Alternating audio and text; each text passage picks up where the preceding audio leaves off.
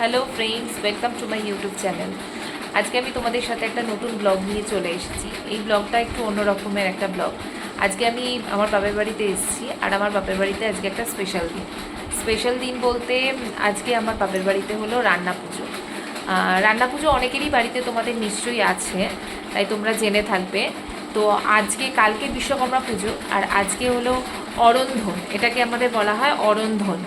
তো আমরা চলতি কথায় বা চলতি ভাষায় বলতে পারো রান্না পুজো বলি। এটা অ্যাকচুয়ালি রান্না পুজো অনেক ধরনের হয়, তো আমাদেরটাকে বলা হয় বুড়ো রান্না।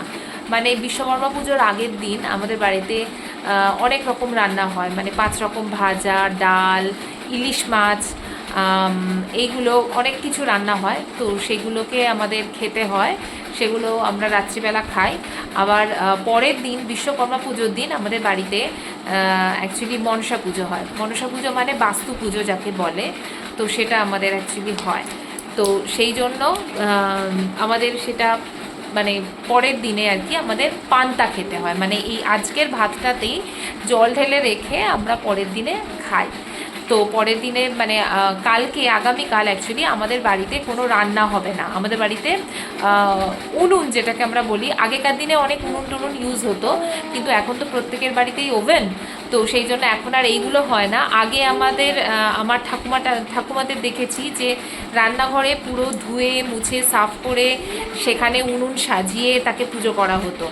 তো কিন্তু এখন তো আর সেসব পাঠ উঠে গেছে, তাই সেই জন্য এখন জাস্ট রান্নাটাকে বন্ধ করে দিয়ে তো এই নিয়মটা পালন করা হয়।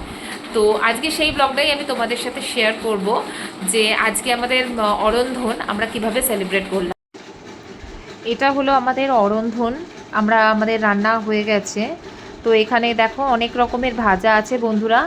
আমি তোমাদের সাথে এটাই শেয়ার করছি যে অনেক রকমের ভাজা আছে। ভাজাগুলোর মধ্যে নারকোল ভাজা আছে, করলা ভাজা আছে, বেগুন ভাজা আছে, পটল ভাজা আছে, নারকোল ভাজা, কুমড়ো ভাজা, ওল ভাজা, ঢ্যাঁড়স ভাজা, আলু ভাজা, অনেক রকমের ভাজা আছে। আর এটা হচ্ছে আমাদের চাল কুমড়ো।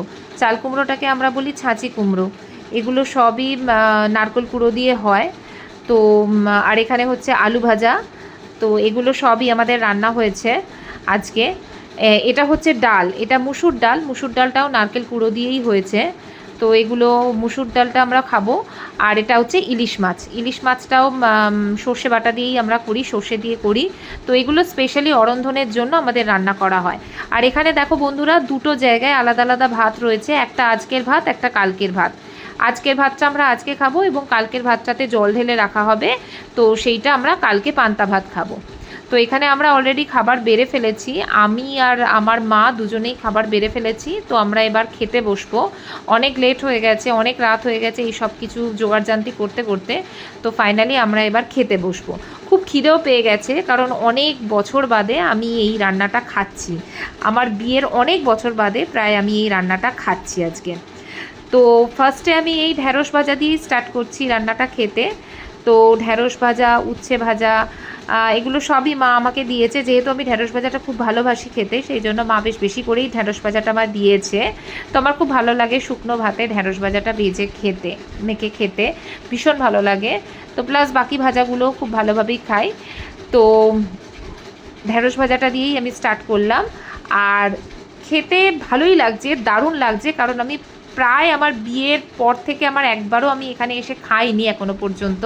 তো এই প্রথম ফার্স্ট টাইম আমি বিয়ের পর প্রায় 8 বছর বাদে আমি এখন এসে এখানে আবার এই রান্না পুজোয় মানে অরন্ধনে আমি এই রান্নাটা খাচ্ছি।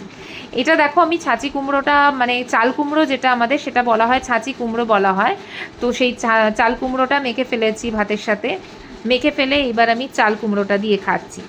তো এত সুন্দর হয়েছে মায়ের হাতের চাল কুমড়ো, মানে দারুণ লাগছে। আমি অনেক দিন বাদে এটা যেহেতু খাচ্ছি, প্রচণ্ড মানে বেশ ভালোবেসে খাচ্ছি। এখন আমি ডাল দিয়েও ভাতটা মেখে ফেলেছি। তো এই ডাল ভাতটা খেতেও আমাদের দারুণ লাগছে, খুব ভালো লাগছে। তো ভীষণ এনজয় করছি আমরা সবাই মিলে এখানে একসঙ্গে সেলিব্রেট করছি, এই রান্নাগুলো খাচ্ছি।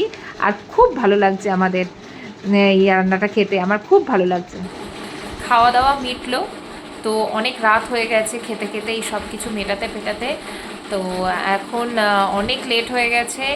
এবার কালকেও একটা অনুষ্ঠান আছে, কালকেও আশা করি সেই ব্লগটা আমি তোমাদের সাথে শেয়ার করব। খুব ইচ্ছে আছে তোমাদের সাথে শেয়ার করার। আজকে একটা সুন্দরভাবে ব্লগটা শেয়ার করলাম তোমাদের সাথে। জানি না তোমাদের ভালো লেগেছে কি না। আজকে আমাদের বাড়িতে যেভাবে অরন্ধন সেলিব্রেট করা হলো সেটাই আমি তোমাদের সাথে শেয়ার করলাম। তো ভালো লাগলে প্লিজ লাইক কমেন্ট করো, আর প্লিজ আমার চ্যানেলটা একটু সাবস্ক্রাইব করে দিও। তো আপাতত এই পর্যন্তই রাখলাম, আবার পরের ব্লগে তোমাদের সাথে দেখা হবে।